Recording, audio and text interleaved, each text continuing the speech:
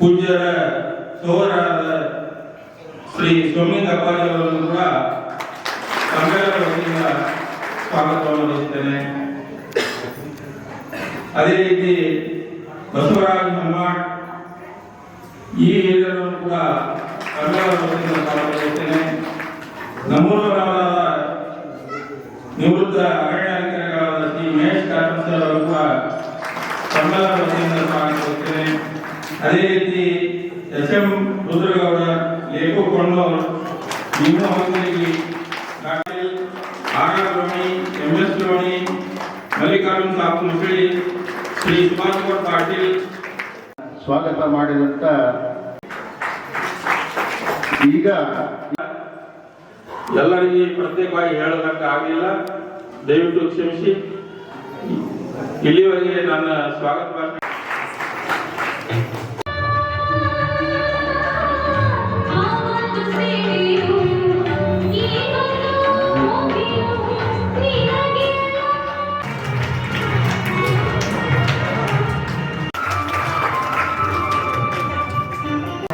ಹಾಗೂ ನಮ್ಮೆಲ್ಲರಿಗೂ ಕೂಡ 20ನೇ ತಾರೀಕಿನವರೆಗೆ ಆಧ್ಯಾತ್ಮದ ರಸದೌತಣವನ್ನು ಉಣಬಡಿಸಲು ನಮ್ಮ ಭೇಟಿಯ ಕರೆಗೆ ಹೋಗ್ಬಿಟ್ಟು ಸುಮಾರು 300 ಕಿಲೋಮೀಟರ್ನಿಂದ ಇವತ್ತು ಪ್ರಯಾಣ ಮಾಡಿ ಬಂದಿದ್ದಾರೆ ಮಹೇಶ್ವರದವರು.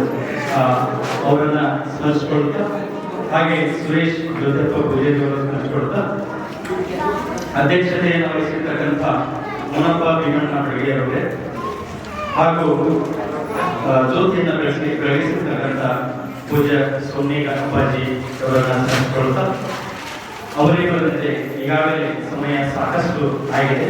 ನಾವು ಬೇರೆಯವರಿಗೆ ಮಾತಾಡೋಕ್ಕೆ ಜಾಸ್ತಿ ಸಮಯವನ್ನು ಕೊಡೋಣ.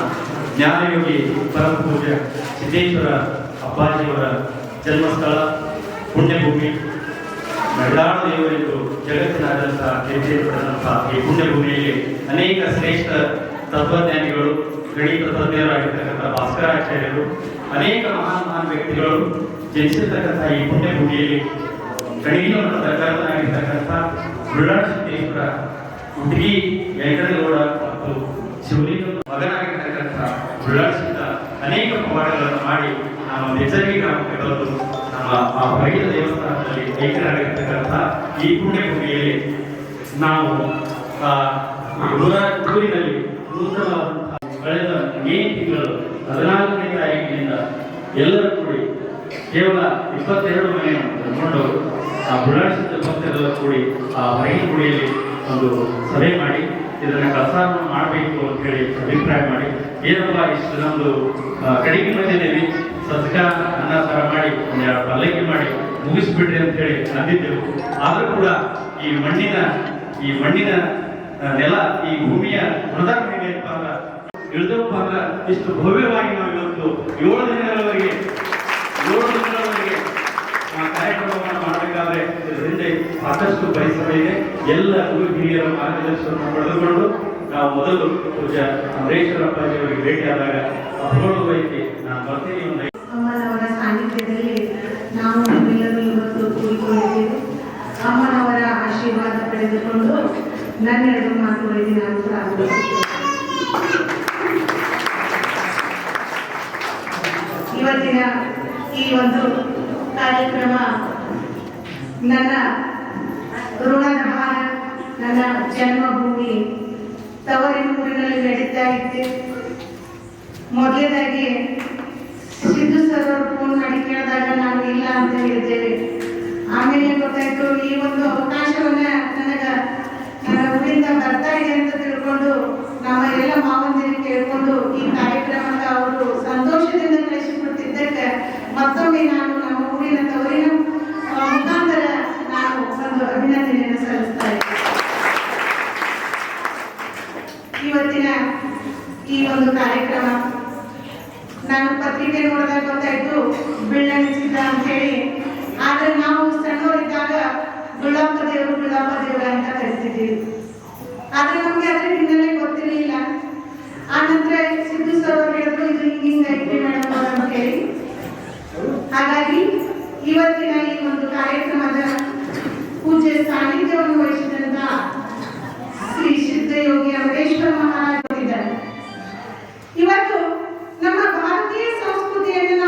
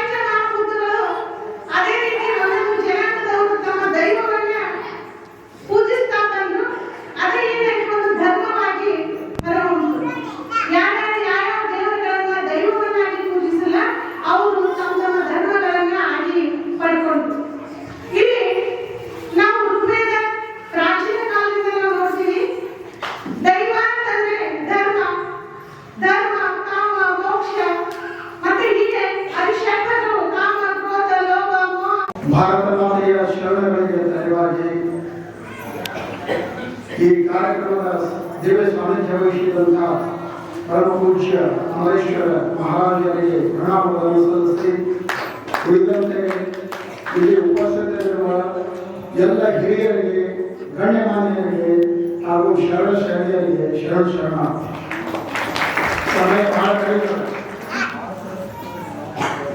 ವಿಷಯ ಬಹಳ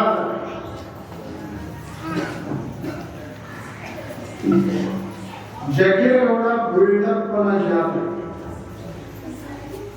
ಇದು ಪಟ್ಟ ಮೊದಲ ಸಲ ಊರಲ್ಲಿ ನಡೀತಾರೆ. ಇಲ್ಲಿ ತನಕ ಅದೇ ನಮ್ಮ ಜಾತ್ರೆ ಹೊಸ ಗುಡಿ ಕಟ್ಟ್ಯಾರು, ಬಹಳ ಸುಂದರ ಗುಡಿ ಕಟ್ಟ್ಯಾರು. ಅದಕ್ಕೆ ಮೂರ್ತಿ ಪ್ರತಿಷ್ಠಾಪನಾ ಮಾಡಬೇಕು, ಆಮೇಲೆ ಕಳಸಾರೋಹಣ. ಅದನ್ನು ಒಮ್ಮೆಗೆ ಮಾಡಲಿಕ್ಕೆ ಬರೋದಿಲ್ಲ. 21ನೇ ತಾರೀಕು ಒಂದೇ ದಿವಸ ಪ್ರತಿಷ್ಠಾಪನಾ ಮಾಡಲಿಕ್ಕೆ ಬರೋದಿಲ್ಲ. ಅದಕ್ಕಿಂತ ಮುಂಚೆ ತಯಾರಿ ಮಾಡಬೇಕಾಗ್ತದೆ. ಏನು ತಯಾರಿ? ಮನಸ್ಸನ್ನು ತಯಾರಿ ಮಾಡಬೇಕು. ಅದಕ್ಕೆ ಒಂದು ಆಧ್ಯಾತ್ಮಿಕ ಪ್ರವಚನವನ್ನ ಇಲ್ಲಿ ಆರಂಭ ಮಾಡಿದ್ದಾರೆ ಪರಮ ಪೂಜ್ಯರು ಅಮರೇಶ್ವರ ಸ್ವಾಮೀಜಿಯವರು ಮಹಾರಾಜರು. ಈಗ ನಮ್ಮನ್ನ ಉದ್ದೇಶಿಸಿ ಕೆಲವೊಂದು ಒಂದು ವಾರಗಳ ಕಾಲ ಇಲ್ಲಿ ಪ್ರವಚನ ಮಾಡಿದ್ದಾರೆ. ಆಧ್ಯಾತ್ಮಿಕ ಪ್ರವಚನ. ಆಧ್ಯಾತ್ಮದಿಂದಲೇ ಜೀವನ ಸುಂದರ ಆಗ್ತದೆ. ಆಧ್ಯಾತ್ಮ ಬಿಟ್ಟು ಹೋದ ಹಾದಿ ತಪ್ಪುತ್ತದೆ. ಪ್ರತಿಯೊಂದು ಮನುಷ್ಯನಿಗೂ ಆಧ್ಯಾತ್ಮ ಬೇಕಾಗ್ತದೆ. ಆಧ್ಯಾತ್ಮದಿಂದಲೇ ಅನುಭವ ಸಿಗ್ತದೆ, ಜೀವನ ಸುಂದರ ಆಗ್ತದೆ. ಹಳ್ಳಿ ಮೇಲೆ ಮಿಕ್ಕಿದ ದೀಪಗಳನ್ನು ಸಂಹಾರ ಮಾಡಿ ಧರ್ಮದ ತೇರನ್ನ ಸಾಗಿಸಿರತಕ್ಕಂಥ ಶ್ರೀ ಶ್ರೀ ಲಿಂಗಗಿರೀಶ್ವರರ ಪರಮ ಸನ್ನಿಧಾನಕ್ಕೂ ಶರಣಾಗಿಸಿ ಸದಾ ಪ್ರಾತಸ್ಮರಣೀಯರು, ಲೋಕಪೂಜ್ಯರು, ಜಾತಿ ಜಾತಿ ಜಾತಿ ತಿಳ್ಕೊಂಡು ಸೂತ್ರ ಹಿಡಿದಿರ್ತಕ್ಕಂಥವ್ರನ್ನ ಸೂತ್ರ ಬಸ್ಲಾಕ ಬಂದವರೇ ಬಸವಣ್ಣ ಅಂತ ಮಾನುಭಾವ ಕಾನನ ಭೂಮಿಯನ್ನು ಸುವರ್ಣ ತೊಟ್ಟಿಲನ್ನಾಗಿ ಮಾಡಿ ಎಲ್ಲರ ಹೃದಯದಲ್ಲಿ ಮಾದೇವನನ್ನು ಕಂಡ ಪರಮ ಪುರುಷ ಬಸವಾದೀಶ್ವರರು. ಅಂತ ಬಸವಾದೀಶ್ವರರನ್ನ ನೆನೆಯುತ್ತ ಇಂಥ ಒಂದು ಕರ್ಮಿಷ್ಠ ಕಾಲದಲ್ಲಿ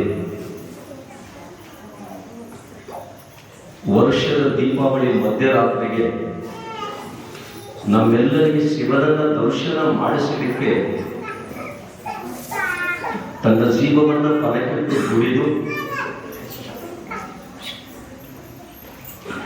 ಬಾಹ್ಯ ಶ್ರೀಮಂತಿಕೆಗೆ ಗೌರವವನ್ನು ಕೊಡದೆ ಅಂತರಂಗದ ಅರುವಿನ ಮನೆಯಲ್ಲಿ ಗುರುವಿನ ಸದಾಕಾಲ ಸ್ಮರಣೆಯನ್ನು ಮಾಡ್ತಾ ಈ ಪರಂಪರೆಯನ್ನು ಬೆಳೆದಿರತಕ್ಕಂಥ ಮಹಾತ್ಮ ಮಳಿಗೇಶ್ವರರ ದಿವ್ಯ ಕಡಿಲಾವರಿಗೆ ಕೂಡ ವಂದಿಸಿ ಸ್ವಲ್ಪ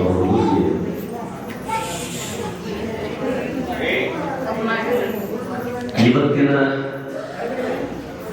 ಬಹುತೇಕ ತ್ರಿವೇಣಿ ಸಂಗಮದ ಭೂಮಿ ಇದು. ಒಬ್ಬರು ಕರ್ಮಭೂಮಿ ಇದು, ಇನ್ನಿಬ್ಬರು ಜನ್ಮಭೂಮಿ ಇದು. ಎಂಥ ಭಾಗ್ಯವಂತರು ನೀವೆಲ್ಲರೂ. ಭಾರತದೊಳಗೆ ಹುಟ್ಟದೇ ಒಂದು ದೊಡ್ಡ ಭಾಗ್ಯ, ಅದರೊಳಗೆ ಬಿಜ್ಜಲಿಗಳು ಹುಟ್ಟಿದ್ರೆ ಇದು ದೊಡ್ಡ ಭಾಗ್ಯ. ಯಾಕೆ ಮಾತಾಡ್ತಾ ಇದ್ದೀನಿ ಅಂದ್ರೆ ನೀವೆಲ್ಲರಿಗಿಂತ ನಾವು ದೊಡ್ಡ ಭಾಗ್ಯವಂತರು. ಯಾಕೆ ದೊಡ್ಡ ಭಾಗ್ಯವಂತರು? ಸ್ವಾಮಿ ವಿವೇಕಾನಂದ ಹೆಂಗಿದ್ರು ಪುಸ್ತಕ ಓದಿದ್ವಿ, ಬಸವಣ್ಣವ್ರು ಹೆಂಗಿದ್ರು ತಿಳ್ಕೊಂಡು ವಚನ ಸಾಹಿತ್ಯವನ್ನು ತಿಳ್ಕೊಂಡಿದ್ವಿ. ವಿಶ್ವಸಂತರು, ರಾಷ್ಟ್ರ ಸಂತರು ನುಡಿ ಮತ್ತು ನಡೆ ಎರಡನ್ನೂ ಎಡೆ ಮಾಡಿ ನಮ್ಮ ಬದುಕಿಗೆ ಪುಣ್ಯಾತ್ಮರೆ ನೀಡಿರತಕ್ಕಂಥ ಗುರುದೇವರ ಬದುಕಿನ ಅವಧಿಯೊಳಗೆ ನಾವು ಹುಟ್ಟಿ ಬಂದಿದ್ದಿಲ್ಲ, ನಾವು ಭಾಗ್ಯ ಹೊಂದಿದ್ದಿಲ್ಲ. ಇದು ಬುಳ್ಳನ ಸಿದ್ಧನ ಕರ್ಮಭೂಮಿ, ಜ್ಞಾನಯೋಗಿಗಳ ಜನ್ಮಭೂಮಿ. ಇನ್ನೊಬ್ಬರು ಭಾಸ್ಕರಾಚಾರ್ಯರ ಜನ್ಮಭೂಮಿ. ಮೊದಲು ಬಿಸಿಲಿಗೆ ಭೂಮಿಗೆ ಮೊದಲು ಅಗ್ನಿ ಹೆಚ್ಚು ನಮಸ್ಕರಿಸಬೇಕು. ಬಹುತೇಕ ನಮ್ಮ ಅಥಣಿ ಅಂದ ತಕ್ಷಣ ಬೆಂಗಳೂರು ತನಕ ಬಸ್ಸಿಗೆ ಕೈ ಹಿಡಿತಾರೆ ಜನ. ಗಚ್ಚಿನ ಮಠದ ಒಂದು ದಿವ್ಯ ಶಕ್ತಿ. ಇವತ್ತು ವಿಜಯಪುರ ಅಂದ ತಕ್ಷಣ ಪುಣ್ಯಾತ್ಮರೆ ಶರಣರ ನಾಡು ಅಂತ ಬರಬೇಕು. ನಿಮ್ಮ ಭಾಗದ ಬಸ್ ನಮ್ಮ ಕಡೆ ಬರ್ತಾರೆ, ಬೋರ್ಡ ಬರ್ತಾರೆ. ಶರಣರ ನಾಡಿನಿಂದ ವೈದ್ಯರ ನಾಡಿಗೆ ಅಂತ ಒಂದು ಪವಿತ್ರ ನೆಲದಲ್ಲಿ ಭೂಮಿಯನ್ನಾಗಿ ಮಾಡಿಕೊಂಡು ಬಹುತೇಕ ಪುಣ್ಯಾತ್ಮರೆ ಅವನ ಲೀಲೆಗಳನ್ನು, ಅವನ ಪವಾಡಗಳನ್ನು ಕೇಳ್ತಾ ಕೇಳ್ತಾ ಕೇಳ್ತಾ ಹೋಗಿದ್ರೆ ನಮ್ಮನ್ನು ನಾವು ಮೈ ಬೆಳೀತಕ್ಕಂಥ ಅವಧೂತರಾಗಿರ್ತಕ್ಕಂಥವ್ರು ಬಳ್ಳಾರಿಸಿದ್ರು. ಅಂತ ಪವಿತ್ರ ಸನ್ನಿಧಾನಕ್ಕೆ ಭಕ್ತಿಯಿಂದ ನಮಿಸಿ ಕೊನೆಗಳಿಗೊಳ್ಳು 4 ವರ್ಷಗಳ ಪರ್ಯಂತ ನಿರಂತರವಾಗಿ ಪೂಜ್ಯ ಅಪ್ಪಗಳ ಪ್ರೀತಿಗೆ ಪಾತ್ರರಾಗಿ ಅವರ ಅನುಭವದ ನುಡಿಯನ್ನು ಕೇಳಲಿಕ್ಕೆ, ಅವರ ಸಾಮೀಪ್ಯದಲ್ಲಿ ಬೆರೀಲಿಕ್ಕೆ ಅವಕಾಶ ಸಿಕ್ಕದ್ದು ನಾನು ಕೇಳಬೇಕು. ಅಂತ ಪರಮ ಪೂಜ್ಯರು, ಜ್ಞಾನಯೋಗಿಗಳು ಬಹುತೇಕ ದೇವರು ಹೆಂಗಿರ್ತಾನೆ ಅಂತ ತಿಳ್ಕೊಂಡು ಎಲ್ಲೆಲ್ಲಿ ಹುಡುಕಲಿಕ್ಕೆ ಹೋಗ್ಬೇಡಿ. ಅವ್ರ ಬದುಕಿನೊಳಗೆ ನೀನಿಂತ ತಪ್ಪು ಮಾಡೇನಿ ಅಂತ ಯಾರಿಗೆ ಹೇಳಲಿಲ್ಲ. ಮಾತಾಡ್ಸ್ಕೊಂಡು ಯಾರೋ ಬಂದು ಕೇಳಿದ್ರು, ಅಪ್ಪ ನಿಮ್ಮ ಪ್ರವಚನಕ್ಕೆ ದಿವಸಕ್ಕೆ 25,000 ಜನ ಸೇರ್ತಾರೆ, ಜಗತ್ತೆಷ್ಟು ಬದಲಾವಣೆ ಆಗಿದೆ, ಎಷ್ಟು ಪರಿವರ್ತನೆ ಆಗಿದೆ ಅಂತ ಕೇಳಿದ್ರು. ನಮ್ಮಂತ ಯಾರು ಎಷ್ಟು ಮಾಡಿರ್ಬೇಕು. ಅದರ ಪೂಜೆ ಅಪ್ಪುಗಳು ಹೇಳ್ತಾರೆ, ಜಗತ್ತು ಬದಲಾಗಿತ್ತು ಗೊತ್ತಿಲ್ಲಪ್ಪ, ನಾನು ಮಾತ್ರ ಬದಲಾಗಿದೆ ಅಂತ. ನಾವು ಬದಲಾಗ ಅಂತ ಶತಮಾನದ ಸಂತರು, ನಡೆದಾಡುವ ದೇವರು 4,000 ಗ್ರಂಥಗಳನ್ನು ಓದಿ ಬಹುತೇಕ ಬಂಧುಗಳೇ 200 ಎಕರೆ ಭೂಮಿಯನ್ನು ತೊರೆದು ಬಹುತೇಕ ಚೇಡ್ಸಂಡು ಇವತ್ತಿನ ಒಂದು ಕವಿ ಸಾಲಿಗೆ ಹೋಗಂಗಾಗಿ ಹೋಗಿ ಕೂತ್ಬಿಡ್ತಾರೆ. ಪೇಪರ್ ಬರಿ ಅಂತ ಕೊಟ್ಟರೆ ಓಂ ನಮಃ ಶಿವಾಯ ಬರೋದು. ಅವಾಗ ಮಲ್ಲಿಕಾರ್ಜುನ ಅಪ್ಪುಗಳಿರ್ಬೇಕಂತ ನಾನು ಸುಮ್ಮನೆ ಇಲ್ಲೇ ನಾಡಿ ಮಾಡಬೇಕಪ್ಪ, ನೀವು ವಿಶ್ವದ ತುಂಬಿದ ತಿರುಗಬೇಕಾಗೈತಿ, ಅದಕ್ಕೆ ಜ್ಞಾನ ದೇವತೆಯನ್ನು ಆರಾಧಿಸಬೇಕಾಗ್ತದೆ, ನೀನು ಇವತ್ತೇ ಹಿಡ್ಕೊಂಡು ಆ ಕಾರ್ಯಕ್ಕೆ ಕೈ ಹಾಕು ಅಂತ ಹೇಳಿದಾಗ ಅಂದು ಪ್ರಾರಂಭಗೊಳಿಸಿರ್ತಕ್ಕಂಥ ಇವತ್ತಿನವರೆಗೆ ಪುಣ್ಯಾತ್ಮರೆ ಅನುಭವ ಗಂಗೆಗೆ ಹರಿದು ಬಂದು ನಮ್ಮೆಲ್ಲರ ಬಿಂದಿಸಿ ಅದು ಜ್ಞಾನ ಎಂಬ ಗಂಗೆ ಅಂತ ಜ್ಞಾನಯೋಗಿ ಅಪ್ಪಗಳ ಪವಿತ್ರ ಸಂವಿಧಾನಕ್ಕೆ ಅನಂತರ ಶ್ರೀ ಅವರ ವರ್ಷದ ಕುಡಿಗಳು ಬಹುತೇಕ ನಾನು ಅವಾಗ ಫೋಟೋದಾಗ ನೋಡ್ತೀನಿ. ನಮ್ಗೆ ಭಾಳ ಸಮೀಪ ಕಾರವಾರ, ಅಲ್ಲಿ ಪ್ರೊಫೆಸರಾಗಿರೋ ಕೆಲಸ ಮಾಡಿ ಕಾಣ್ತಾರೆ. ಅಷ್ಟೇ ಸರಳತೆ ಇರುತ್ತೆ. ಮತ್ತು ಈಗ ಎಲ್ಲಿರ್ತೀವಿ ಅಂತ ಕೇಳಿದಾಗ ವಿಶ್ವಸಂತರಿಗೆ ಜನ್ಮ ಕೊಟ್ಟು ಭೂಮಿ ಬಿಜ್ಜರಿಗೆ ಅಂತ ಗೊತ್ತಾಗೈತ್ರಿ. ಬಿಜ್ಜರಿಗೊಳಗೆ ಅವರ ಜನ್ಮ ತಾಳಿದ ಮನೆ ಯಾವ ರೀತಿ ಅಂತ ನೋಡಕ್ಕೆ ಜಗತ್ತು ಬರಾಕತ್ತೈತಿ. ಆ ಮನೆ ಬಂದಿಷ್ಟು ಏನಾದರೂ ಬಣ್ಣ ಕೊಡಬೇಕಂತ ನಾನು ಬಂದೀನಿ ಅಂತ ಹೇಳಿದ್ರು. ಅಂಥವರ ಪವಿತ್ರ ಅಂತಃಕರಣಕ್ಕೆ ಸೋಮೇಶ್ವರರಿಗೆ ನಮಸ್ಕಾರಗಳು ಹೇಳಿ, ನಮ್ಮ ಪೂಜಾರಿಗಳಿಗೆ ನಮಸ್ಕಾರ ಹೇಳಿ, ಅದರ ವ್ಯಕ್ತಿಗಳು ಕೊಡ್ತೀವಿ. ಬಹುತೇಕ ಬಂಧುಗಳೇ ಯಾರು ಹೇಳಿದ್ರು, ನಮ್ಮ ಮನೆ ಇವತ್ತು ಸುರ ಇದ್ದಾರೆ ಕಳ್ಕೊಂಡು ಹೋಗ್ತಾರೆ. ದೇವರಿಗೆ ನಿಮ್ಮ ಮನೆಗಳೇ ಬೇಕಾಗಿಲ್ಲ, ಮತ್ತೆ ನಿಮ್ಮ ದನ್ಗೊಂಡವ್ರಿಗೆ ಸಂಬಂಧವೂ ದೇವರ ಅರ್ಥ. ಬಹುತೇಕ ಭಾಳ ಮಂದಿ ತೆರೆಯೊಳಗೆ ದೇವರ ಒಬ್ಬ ಪುಣ್ಯಾತ್ಮ ದೇವ್ರ ಗುಡಿಯಾಗ ಮೂರ್ತಿ ಕಡಿತಿದ್ದ. ಒಂದ್ಸಲ ದೇವರಿಗೆ ಕೇಳಿರ್ತ, ನೀನು ಒಬ್ಬ ಕಲಾಕಾರ, ನಾನು ಒಬ್ಬ ಕಲಾಕಾರ, ನೀ ನನ್ನಂತ ಲಕ್ಷಾಂತರ ಮೂರ್ತಿಗಳನ್ನು ತಯಾರು ಮಾಡಿ ಭೂಮಿಗೆ ಬಿಟ್ಟಿದ್ದೀನಿ. ನೀ ನನ್ನಂತ ಮೂರ್ತಿಗಳನ್ನು ಲಕ್ಷಾಂತರ ಕೋಟಿ ಕೋಟಿ ಜಂತುಗಳನ್ನು ಭೂಮಿಗೆ ತಯಾರು ಮಾಡಿಬಿಟ್ಟಿದ್ದೀನಿ, ನೀನು ಒಬ್ಬ ಕಲಾಕಾರ. ನಿನ್ನಂತ ದೇವರುಗಳನ್ನು ತಯಾರು ಮಾಡಿ ಗುಡಿಯಾಗಿರ್ತಕ್ಕಂಥ ನಾನು ಒಬ್ಬ ಕಲಾಕಾರ.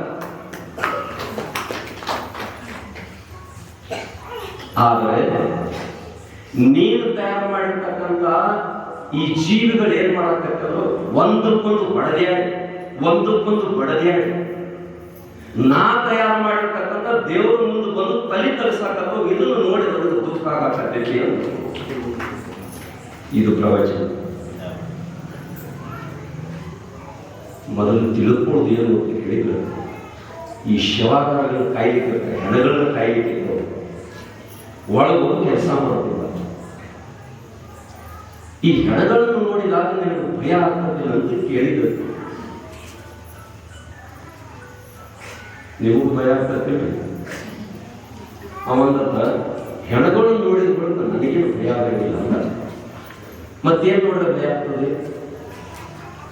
ಈ ಜೀವಗಳು ಮನುಷ್ಯನ ಮುಖ ನೋಡಿದಾಗ ಭಯ ಆಗ್ತದೆ. ಹೆಣದ ಮುಖ ನೋಡಿದಾಗ ಭಯ ಆಗೋದಿಲ್ಲ ನನಗೆ. ಈ ಜೀವಂತಿರು ಮನುಷ್ಯನ ಮುಖ ನೋಡಿದ್ರೆ ನನಗೆ ಭಯ ಆಗ್ತದೆ. ಅವಂದ ಇದ್ಯಾಂಗ ಅಂತ ಕೇಳಿದವು. ಈ ಜೀವ ಇರ್ತಕ್ಕಂಥ ಮನುಷ್ಯನ ಮುಖ ನೋಡಿದ್ರೆ ಒಬ್ಬರ ಮುಖದ ಮೇಲೆ ಬಟ್ಟೆ ಕೆಚ್ಚೈತಿ, ಒಬ್ಬರ ಮುಖದ ಮೇಲೆ ಹಸು ಐತಿ, ಒಬ್ಬರ ಮುಖದ ಮೇಲೆ ಮಚ್ಚರ ಗುಣ ಐತಿ. ಇದನ್ನು ನೋಡಿ ಭಯ ಆಗ್ತದೆ. ಹೆಣದ ಮುಖದ ಮೇಲೆ ಐತಿ ಸದಾಕಾಲ ಶಾಂತಿಯನ್ನು ಬಂದ ಐತಿ. ಅದಕ್ಕೆ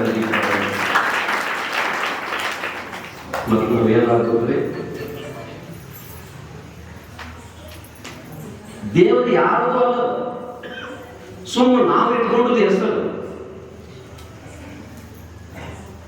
ಈ ತುಪ್ಪಣದೊಂದು ಇವ್ರ ದೇವರ, ಎಂದು ಅಲ್ಲ ಮಾಡ್ಕೊಂಡು ಅವ್ರ ದೇವರ. ಈ ಜಾಣರು ನಿಮ್ಮನ್ನು ಹಿಂದೆ ಪಾಲ ಮಾಡಿ ಇಟ್ಬಿಟ್ಟಾರೆ. ಇನ್ನೂ ಜಾಣರು ಯಾವಾಗ ಆವಾಗ ನೀವು ದೇವ್ರಿಗೆ ಏನು ಸಂಬಂಧ ಇದೆ? ಖರೆ ದೇವರಂತ ಎದಕ್ಕಂತೀವಿ ನೀವು? ಧರ್ಮ ಅಂತ ಬಹಳ ಮಂದಿ ಹೇಳ್ತೀರಿ. ಧರ್ಮ ನಮ್ದು ಹಿಂದೂ ಧರ್ಮ, ನಮ್ದು ಇಸ್ಲಾಂ ಧರ್ಮ, ಆ ಧರ್ಮ. ಈ ನಾಡಿಗೆ 40 ವರ್ಷ ಹೇಳಿದ್ರು ಧರ್ಮ ಅಂತ ಎದಕ್ಕೆ ಕರೀತಾರಂದ್ರ, ಮನದ ಮೈಲಿಗೆಯನ್ನ ಪಡೆದು ಬದುಕಿನ ಕಳೆಯನ್ನು ಹೆಚ್ಚಿಸ್ತಕ್ಕಂಥದ್ದೇ ಯಾವುದಕ್ಕೆ ಅದಕ್ಕೆ ಧರ್ಮ ಅಂತ ಕರ್ಕೊಂಡು ಹೋದ್ರಂತ ಜ್ಞಾನ ಯೋಗಗಳು ಬಿಟ್ಟು ಅಂತ ಪವಿತ್ರವಾಗಿರ್ತಕ್ಕಂಥ ಇಲ್ಲೊಂದು ಟೈಟಲ್ ಕೊಟ್ಟರೆ ಆಧ್ಯಾತ್ಮಿಕ, ಪ್ರಪಂಚಿಕ, ಆಧ್ಯಾತ್ಮಿಕ. ಇವತ್ತು ಅಪ್ಪಗಳು ಹೇಳಿದ್ವಿ, ಬಸವಣ್ಣವರು ಹೇಳಿದ್ವಿ, ಅಲ್ಲವರು ಹೇಳ್ಕೊಂಡು ನಿಜಗುಣ ಶಿವಿಯರುಗಳು ಹೇಳಿದ್ವಿ. ಇವರೆಲ್ಲರೂ ಬಂಧುಗಳೇ ಈ ಪ್ರಪಂಚದ ಸ್ತ್ರೀಯನ್ನು ಪ್ರೀತಿಸಲಿಲ್ಲ, ಪ್ರಪಂಚದ ಸಂಪತ್ತಿನ ಕಡೆ ಆಲೋಚನೆ ಮಾಡಲಿಲ್ಲ. ಅವ್ರೇನ್ ಮಾಡಿದ್ರು, ಅಧ್ಯಾತ್ಮ ಸಂಪತ್ತನ್ನು ಕ್ರೋಢೀಕರಿಸಿ ಅದನ್ನು ಶಾಶ್ವತವಾಗಿ ಜತನ ಮಾಡಿದ್ರು. ಮತ್ತ ಅದರ ಸುಖ ಇಲ್ಲ ಅಂತ ಅವರೆಲ್ಲ ಬಿಟ್ಟು ಬಂದಾಗ ಮತ್ತ ಅವ್ರನ್ನ ಆದರ್ಶ ಮುಂದಿಟ್ಕೊಂಡು ಪ್ರಪಂಚಕ್ಕೆ ನಾವು ಏನ್ ಮಾಡಕತ್ತಿದೀವಿ? ಅದ್ರಾಗ ಸುಖ ಇಲ್ಲ ಅಂತ ಸಾರಿ ಹೇಳು. ತುಕಾರಾಮ್ ಮಾಡೋದು 3000 ಎಕರೆ ಇತ್ತು, ಅವ್ರು ಬಿಟ್ರು. ನಿಜಗುಣ ಶಿವಗಳು 52 ಕೋಟಿ ಆಸ್ತಿ ಬಿರಾಡ್ ಹೋಗ್ತಿತ್ತು, ಅವ್ರು ಬಿಟ್ರು. ಅಪ್ಪಗಳು 200 ಎಕರೆ ಭೂಮಿ ಬರೋದು ಬಾಲ್ಯದಲ್ಲಿ ಮನೆ ಬಿಟ್ಟು ಹೋಗ್ಬಿಟ್ರು. ಮತ್ತ ಇವರೆಲ್ಲ ಯಾಕೆ ಆದ್ರೆ ಪ್ರವಚನ ಹಚ್ಚಿದಪ್ಪ, 1 ತಿಂಗಳು ಹಚ್ಚಿದ್ವಿ. ಏನ್ ಕಲ್ತೀವಿ? 100 ಓದಿ 100 ಕೇಳಿ ಮಾಡುವುದೇನು? ಆಸೆ ಹರಿಯಲಿಲ್ಲ, ದೋಷ ತೀರಲಿಲ್ಲ, ಮಾತಿನಲ್ಲಿ ಮಾತಿಲ್ಲದವರನ್ನ ನೋಡಿ ನಗೆಯ ಬರುತ್ತದೆ ಅಂತಕ್ಕಂಥ ಮಾತು. ಅದಕ್ಕೆ ಒಂದು ವೇಳೆ ಈ ಪ್ರವಚನ ಹಚ್ಚೋದು ಎದಕ್ಕ ಮೊದಲು ನಾವು ಆಲೋಚನೆ ಮಾಡ್ತೀವಿ. ಅಧ್ಯಾತ್ಮಕ್ಕೆ ಎದಕ್ಕೆ ಕರೀತಾರೆ? ಆತ್ಮನನ್ನು ಕುರಿತು ಚಿಂತನ ಮಾಡುವುದು, ಆತ್ಮನನ್ನು ಕುರಿತು ಚಿಂತನ ಮಾಡುವುದು. ಏನ್ ಚಿಂತನ ಮಾಡುದು?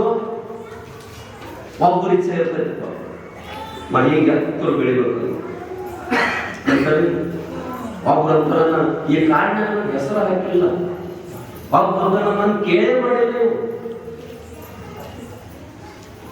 ಒಬ್ಬಂತರ ಈ ಜಗತ್ತು ಶುದ್ಧ ಮಾಡೋ ಸಲುವಾಗಿ ನನ್ನ ಇಡೀ ಜೀವನ ತ್ಯಾಗ ಮಾಡಿಬಿಟ್ಟಿಪ್ಪ. ತಗೊಂಡ್ 3-4 ದಿವಸ ನಿದ್ದಿಲ್ಲ, ನೀರಡಿಕೆ ಕೂತು ಬಿಟ್ಟಿದ್ದವು. ಭಗವಂತ ಬಂದ ಕೇಳಿದ್ದವು, ಯಾಕೋ ಅನ್ನ ನೀರು ಬಿಟ್ಟು ನಿದ್ದೆ ನೀರಡಿಕೆ ಬಿಟ್ಟು ಯಾಕೆ ಕೂತಿದ್ದೀವಿ? ಇದು ಶುದ್ಧ ಮಾಡಬೇಕು. ಇಷ್ಟು ದಿವಸ ನನ್ಗೆ ಎಲ್ಲಾ ತ್ಯಾಗ ಮಾಡೀನಿ, ನನ್ನ ಆಸೆ ಆಕಾಂಕ್ಷೆ ಬಿಟ್ಟಿನಿ, ಪ್ರಪಂಚ ಬಿಟ್ಟಿನಿ, ಎಲ್ಲ ಬಿಟ್ಟಿನಿ. ಕರೆ ಜಗತ್ತ ಶುದ್ಧ ಆಗಲಿಲ್ಲ. ಭಗವಂತನ ನಾನು ಸಂಕಲ್ಪ ಮಾತ್ರದಿಂದ ಶುದ್ಧ ಮಾಡೋ ಶಕ್ತಿ ನನಗೈತೆ, ಇಚ್ಛಾ ಮಾಡಿದ್ರೆ ಶುದ್ಧ ಮಾಡೋ ಕ್ಷಣದಾಗ ಮಾಡೋ ಶಕ್ತಿ ನನಗೈತೆ. ನಾನು ಸುಮ್ಮನೆ ನೀ ಯಾಕೆ ತಲೆ ಕೆಡಿಸ್ಕೊಳ್ತೇವೆ, ಸುಮ್ಮನೆ ನಿಂದೇನ ಪಾತ್ರಕ್ಕೆ ಅಟ್ಟು ಮುಗಿಸ್ಕೊಂಡು ಹೋಗಿಬಿಡೋದತ್ತ ಪರಮಾತ್ಮ. ಇದು ಪವಿತ್ರವಾಗಿರ್ತಕ್ಕಂಥ ಮಾನವ ಜನ್ಮಕ್ಕೆ ಬಂದು ನಾವು ಅಧ್ಯಾತ್ಮದೊಳಗೆ ಬರಬೇಕಾಗಿತ್ತಂದ್ರೆ, ಅದನ್ನ ನಮ್ಮನ್ನು ಕರ್ಕೋಬೇಕಾಗಿತ್ತಂದ್ರೆ, ನಾವು ಹಂಗೆ ನಡಿಲಿಕ್ಕೆ ಒಂದಿಷ್ಟು ಪ್ರಯತ್ನ ಮಾಡಬೇಕು, ಅಳವಡಿಸ್ಕೋಬೇಕು. ಅಳವಡಿಸೋದಾಗ ಮಾತ್ರ ಬಂದ್ಮೇಲೆ ಅದಕ್ಕೆ ಬೆಲೆ ಬರುತ್ತೆ. ಅದಕ್ಕೆ ಇವತ್ತಿನ ಪ್ರಸ್ತುತ ದಿನಮಾನದಲ್ಲಿ ಆಗಲೇ ಗುರುಜಿಯವರು ಹೇಳಿದ್ರು, ಇಲ್ಲಿ 3 ಪರಂಪರೆ ಅಂತ ಹೇಳಿದ್ರು. ಇರುವುದು ಹಾಲು ಮತ್ತು 2 ಪರಂಪರೆ. ಒಂದು ಅಮೋಘ ಸಿದ್ದೇಶ್ವರ ಪರಂಪರೆ, ಇನ್ನೊಂದು ಬೀರೇಶ್ವರರ ಪರಂಪರೆ. ಬೀರದೇವರ ಪರಂಪರೆಗೆ ಜಗದ್ಗುರು ರೇವಣ ಸಿದ್ದೇಶ್ವರ ಗುರುವಾಗಿ ಬಂದರು. ಅಮೋಘ ಸಿದ್ದೇಶ್ವರ ಪರಂಪರೆಗೆ ಮಕಣಾಪುರದಲ್ಲಿ ವಾಸ ಮಾಡಿರ್ತಕ್ಕಂಥ ಸೋಮಲಿಂಗೇಶ್ವರರು ಗುರುವಾಗಿ ಬಂದರು. ಇಷ್ಟು 2 ಸಂಪ್ರದಾಯ. ಆದರೆ ಇಲ್ಲಿ ಏನು ಅಂತ ಕೇಳಿದ್ರೆ, ಬೌದ್ಧಕ್ಕೆ ಅದನ್ನು ಬಿಟ್ಟಿಲ್ಲ, ಇದನ್ನು ಬಿಟ್ಟಾದಿಲ್ಲ, ಒಂದಕ್ಕೊಂದು ಬಂದಿರ್ತಕ್ಕಂಥದ್ದು. ಕೆಲವೊಬ್ಬ ಈ ಹುಚ್ಚರ ಕೈಯೊಳಗೆ ಸಿಕ್ಕಿ ಏನೇನು ಆಗಿಬಿಟ್ಟವ. ಆದರೆ ನಾವೆಲ್ಲ ಆಲೋಚನೆ ಮಾಡಬೇಕು, ಪರಮಾತ್ಮನಲ್ಲಿ ನಾವು ಏನು ಬೇಡ್ಕೋಬೇಕಂತ ಕೇಳಿದ್ರೆ, ಒಬ್ಬ ಮಾನವ ಸೂಫಿ ಸಂತ ಬಹಳ ದೊಡ್ಡ ಪ್ರವಚನಕಾರ, ಎಲ್ಲಿ ಆತ ಉಪದೇಶ ಮಾಡಲಿಕ್ಕೆ ಪ್ರಾರಂಭಗೊಳ್ತಾರ ಅಲ್ಲಿ ಪುಣ್ಯಾತ್ಮ ಜಗತ್ತವರ ಮಾತನ್ನು ಕೇಳ್ತಿದ್ದಾರೆ. ಉಂಡು ನನ್ನ ನಾಡಿನ ಜನ ಎಲ್ಲ ಶುಚಿಯಾದ ಸುಭಿಕ್ಷೆಯಿಂದ ಬದುಕಿದಂತ ಗುರುಗಳೇ, ನಿಮಗೆ ಉಪಕೃತನ ಆಗ್ಬೇಕಂತ ಇದೊಂದು ಕತ್ರಿ ತಂದೆ ತಗೋರಿಲ್ಲ. 3 ಬಾರಿ ಹೇಳಿದ ಸಂತರು ಸುಮ್ಮನೆ ಕುಂತು, 4ನೇ ಬಾರಿ ಬಂಗಾರದ ಐತ್ರಿ ಅಂತ ಹೇಳಿದ್ರು. ಅವಾಗ ಹೇಳಿದವರು, ಇದು ಬಂಗಾರದಲ್ಲಿ ಇರಲಿ, ಕೆಬ್ಬಣದಲ್ಲಿ ಇರಲಿ, ಬೆಳ್ಳಿದ್ರಲ್ಲಿ ಕತ್ರೆ ಏನು ಮಾಡ್ತದ್ರಿ?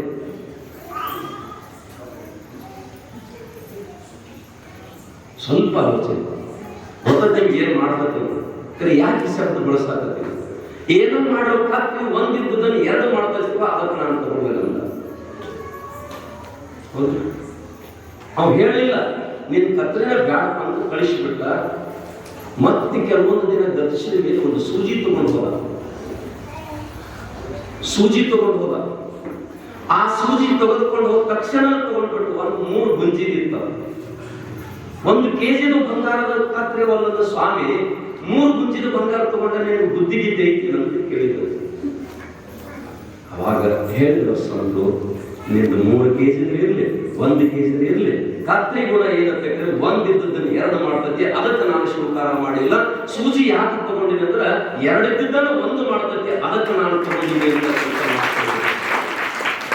ನಾವುಗಳು ಪುಣ್ಯಾತ್ಮರೇ ನಿಜವಾದ ಹಳ್ಳಿ ಜನ, ಗ್ರಾಮದ ನಿಜವಾದ ಆತ್ಮ, ಭಾರತದ ಆತ್ಮ ಎಲ್ಲಿ ಇರಬೇಕಿಲ್ಲ, ಹಳ್ಳಿ ಒಳಗೆ ಆತ್ಮ ನಮ್ಮ ದರ್ಶನ ಆಗಬೇಕಾಗಿತ್ತಂದ್ರೆ ನಾವು ಸೂಜಿ ಗುಣವನ್ನು ನಮ್ಮ ಬದುಕಿನಲ್ಲಿ ಅಳವಡಿಸ್ಕೋಬೇಕು. ಪ್ರದರ್ಶನ ಬೇರೆ, ದರ್ಶನ ಬೇರೆ. ಪ್ರದರ್ಶನ ಮುಖ್ಯ ಅಲ್ಲ, ನಮಗೆ ದರ್ಶನ ಮುಖ್ಯ. ಯಾವ ದರ್ಶನ? ಭಗವಂತ ಪುಣ್ಯಾತ್ಮ ದೇವರು ನಮಗೊಂದು ಅವಕಾಶ ಕೊಡ್ತಾರೆ. ಈ ನಿಸರ್ಗ ದೇವತೆಯಿಂದ ಅದ್ಭುತವಾಗಿರ್ತಕ್ಕಂಥ ಶರೀರ ನಮಗೆ ಕೊಟ್ಟಾಗ ಇದನ್ನು ಬಳಸಾಕ ಕಲಿಬೇಕಲ್ಲ, ನಾವು ಬಳಸಾಕ ಕಲಿಬೇಕಲ್ಲ. ಅದಕ್ಕೆ ಬುದ್ಧಿಜೀವರ ಬದುಕು ಹೊಗಸೆಯಲ್ಲಿ ಹಿಡಿದಿಟ್ಟ ನೀರಲ್ಲಿದ್ದಂತೆ ಬಸಿದು ಹೋಗುವ ಮುನ್ನ ಬಳಸು ಕ್ಷಣಗರ್ಥವಾಗದಂತೆ. ಒಂದು ಕ್ಷಣವೂ ಕೂಡ ವ್ಯರ್ಥ ಮಾಡ್ತಾರೆ. ಬಳಸಾಕ ಕಲಿಬೇಕು. ಎಲ್ಲಿ ಬಳಸುದಪ್ಪ? ಎಲ್ಲಿ ಬಳಸುದು?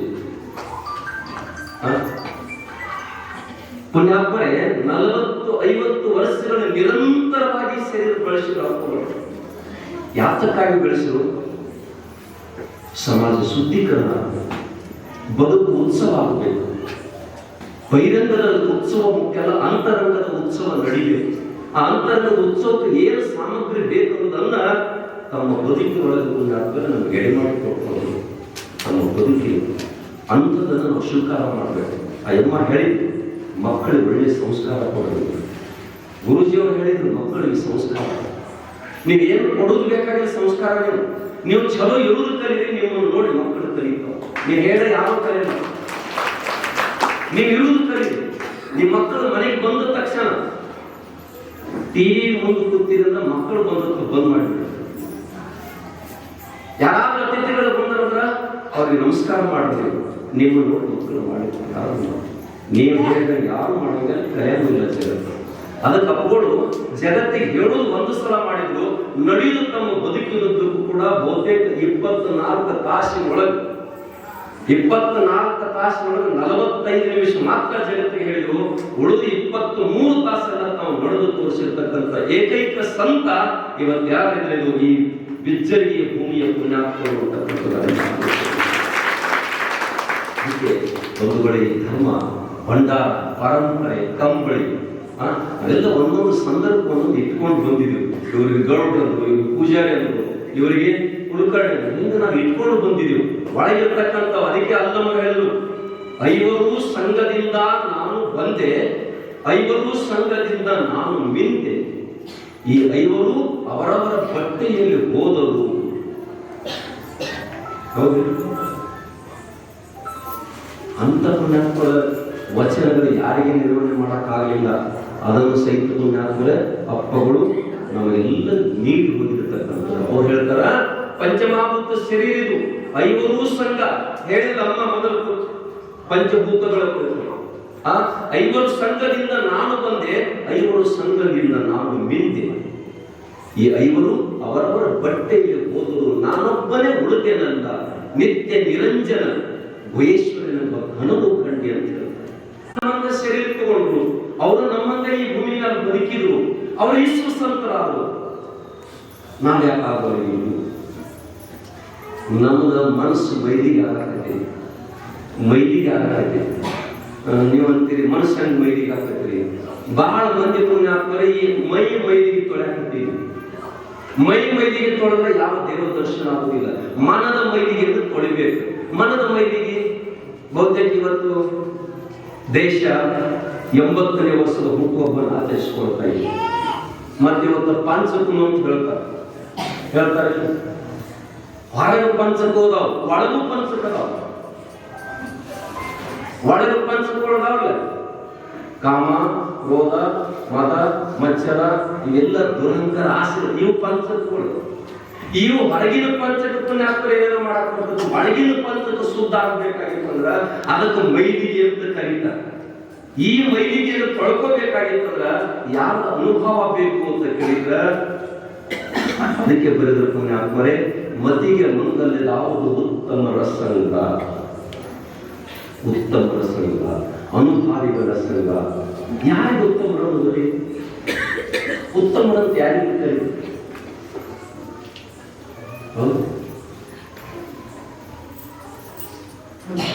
ಪುಣ್ಯಾತ್ಮರೇ, ಉತ್ತಮರಂತೆ ಯಾರಿಗೆ ಕರೀಬೇಕಂತ ನೀವು ಮೊದಲು ಪರೀಕ್ಷೆ ಮಾಡ್ಕೋಬೇಕು. ಚೀನಾ ದೇಶದ ಬಹಳ ದೊಡ್ಡ ಸಂತ ಲಾವೋತ್ಸೆ ಅಂತ ಬಹಳ ದೊಡ್ಡ ಸಂತ. ಅವರು ಒಂದು ನದಿ ದಂಡೆಗೆ ಒಂದು ಕುಟೀರ ಕಟ್ಕೊಂಡು ಜನರಿಗೆ ಉಪದೇಶ ಮಾಡ್ಕೊಂಡು ಕಾಲಹರಣ ಮಾಡ್ತಿದ್ರು. ಆ ದೇಶದ ರಾಜ ಆಲೋಚನೆ ಮಾಡಿ ಗುರುಸನ್ನಿಧಿಗೆ ಹೋಗ್ತಾನೆ. ಗುರುಗಳೇ, ನಾನು ಈ ದೇಶದ ರಾಜ, ನಾನು ಈ ದೇಶದ ರಾಜ, ನಾನು ನಿಮ್ಮ ಶಿಷ್ಯ ಅಲ್ಲ. ದೇಶದ ರಾಜ ಇರ್ಬೋದು, ನಾನು ಶಿಷ್ಯನಲ್ಲ ಅಂತ. ಇಲ್ಲಿ ಕರೆಕ್ಟರ್ ಹೇಳ್ತಾನೆ, ನಾನು ನಿಮ್ಮ ಶಿಷ್ಯನಲ್ಲ. ನೀ ಶಿಷ್ಯ ಅಂತ ಹೇಳ್ತಿರ್ಬೇಕಾರೆ ನಾನೇನು ಗುರು ಅಂತ ಹೇಳೋದು ಅಂತ. ಇಲ್ಲಿ ಕರೆಕ್ಟರ್ ಅಣಿ ಮಾಡಬೇಕು, ನೀವು ನಮ್ಮ ಗುರುಗಳ ಪ್ರಾರಂಭ. ಇಷ್ಟು ಮಂದಿ ಶಿಷ್ಯರಾದಾರ. ಇವತ್ತಿನ ದಿನಮಾನದಲ್ಲಿ ಭಕ್ತರು ಹೆಚ್ಚಾಗಬೇಕು, ಶಿಷ್ಯ ವರ್ಗ ಹೆಚ್ಚಾಗಬೇಕು. ಹಿಂದೆ ನಾವೆಲ್ಲ ವಸೀಲ್ ಹೆಚ್ಚು ಶಿಷ್ಯ ವರ್ಗ ಮಾಡೋರು, ಭಕ್ತರು ಮಾಡೋರು ನಾವು ಒಟ್ಟಿವಿ. ಆದ್ರೆ ಲಾವತ್ಸ ಹೇಳಿದಂತ ಖರೆ ಗುರುವಿಗೆ ಶಿಷ್ಯರೆಷ್ಟದಾರು ಅಂತಕ್ಕಂಥದ್ದು ಕಿಂಚಿತ್ತು ಮತ್ತೆ ಎಂತಾರು ಕಿಂಚಿತ್ತು ಅವರಲ್ಲಿ ಭಾವ ಬಂದಿರಬಾರದು. ಮತ್ತೆ ನೀರೇ ರಾಜಾದಿಯಂತಿ, ನೀರೇ ರಾಜಾದಿಯಂತಿ. ಅದಕ್ಕೆ ಮತ್ತೆ ಹೇಳಿದಂತ ನಾ ಖರೇಕರೆ ನಿಮ್ಮ ಶಿಷ್ಯರಲ್ಲಿ ಈ ಗುಡಿಸಲು ಜೀವನ ಬೇಡ, ನಿಮಗೆ ಏನೇನು ಬೇಕನ್ನು ನಾ ಕೊಡಲಿಕ್ಕೆ ತಯಾರಿದ್ದೀನಿ, ಆಜ್ಞೆ ಮಾಡಿ. ಅವಾಗ ಮಾತ್ರ ಈ ಪ್ರಪಂಚದ ವಸ್ತುದಿಂದ ನಾನು ಸಮೀಪಕ್ಕೆ ಬರ್ಲಿಕ್ಕೆ ಹೋಗ್ಬೇಡ. ಆಭರಣ ಬೇಕು ಅಂತಂದ್ರ ಗುರು ಉಪದೇಶ, ನಾನು ಶಿಷ್ಯ, ಗುರು ಅಂತಕ್ಕ ಒಂದೇ ಒಂದು ಸಂಬಂಧದಿಂದ ನನ್ನ ಕಡೆ ಬರಬೇಕು. ಎಲ್ಲಿದ್ರು ಹೋಗುವಂತದ್ದು ಮಾತ್ರ ನಾವು ಹೇಳ್ತಾರೆ. ಅದಕ್ಕೆ ಬುಳ್ಳಣ ಸಿದ್ಧನನ್ನ ಗೌಡಿಗೆ ಮನೆತನ ನೋಡಿ ಬೇಡಿಲ್ಲ ಮಾಡಿಲ್ಲ, ಗೌಡಿಗೆ ಮನೆತನ ನೋಡಿ ಮಾಡಿಲ್ಲ. ಈ ಲೋಕದೊಳಗೆ ಅನರ್ಘ್ಯವಾಗಿರ್ತಕ್ಕಂಥ ರತ್ನ ಅಂತ ಕರೀತಾರೆ, ಅನರ್ಘ್ಯ ರತ್ನ.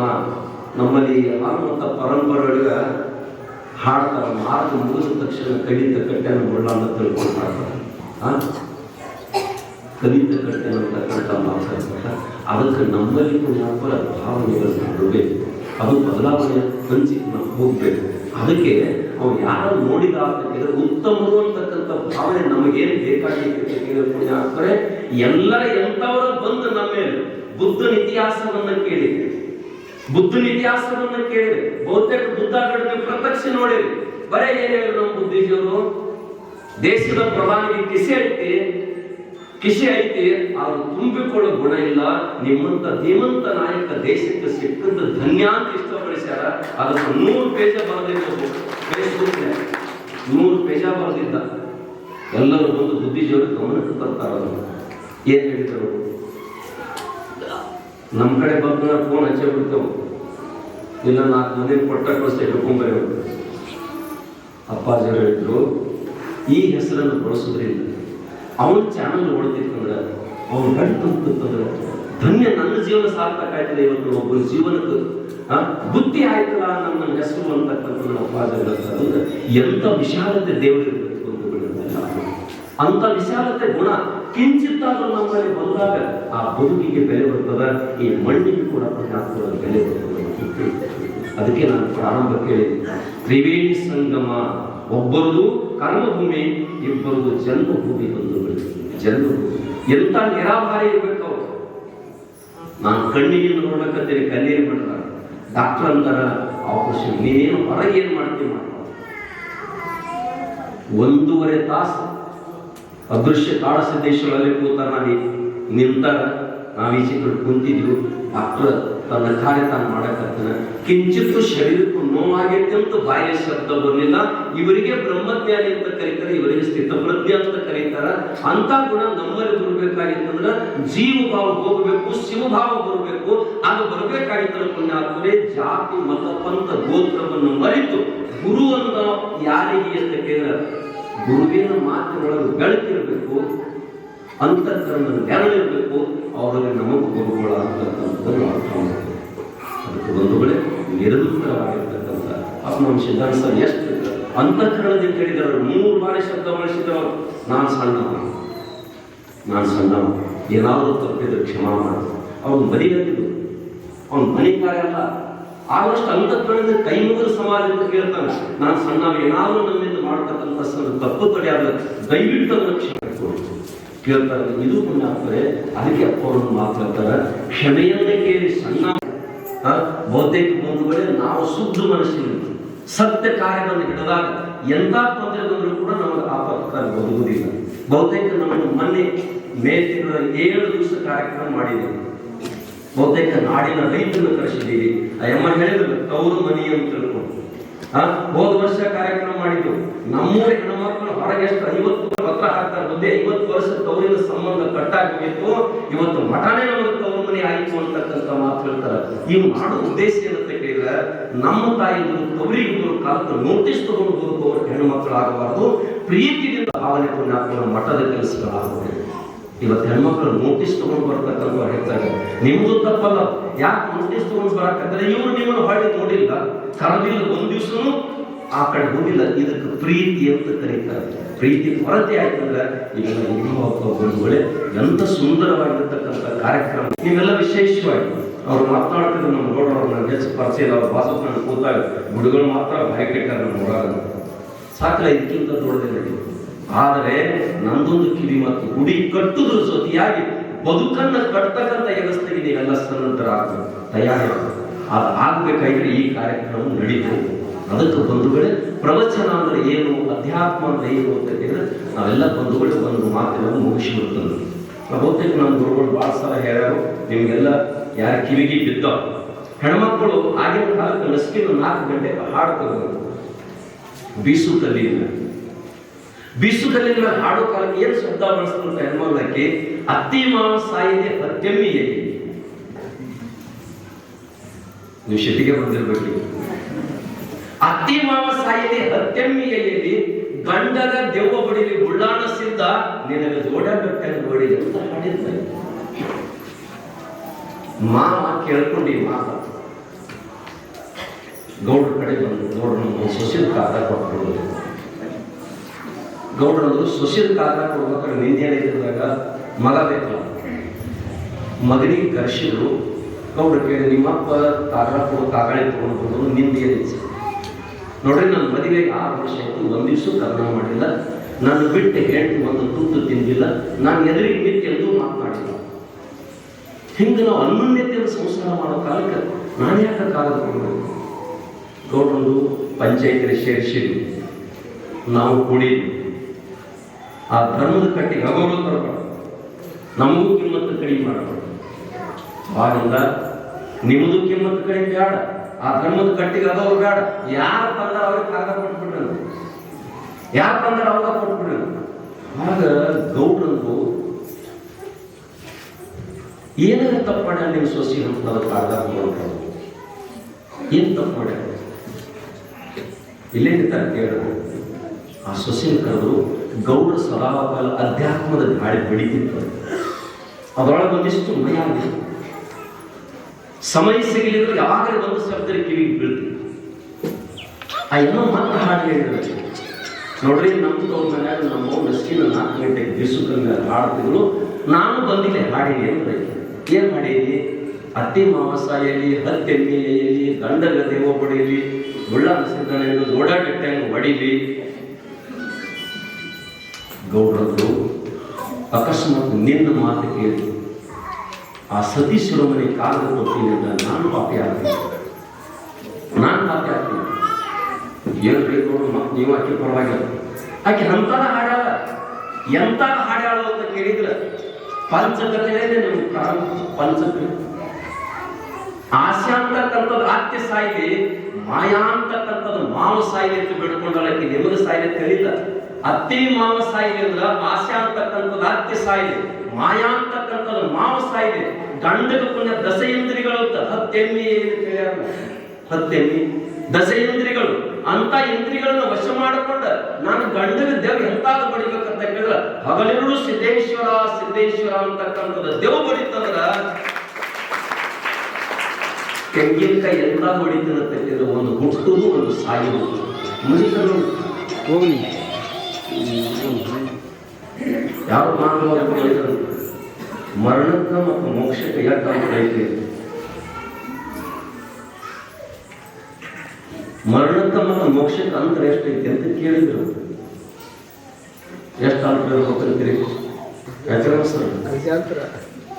ಒಂದಿಟ್ರಿ ಅದಕ್ಕೆ ಪುಣ್ಯಾತ್ಮ ಬಲ್ಲಿದವರಿಗೆ ಏನ್ ಏನಾಗಲ್ಲ, ಏನ್ ಅರಿದಂತ ಬಲ್ಲ.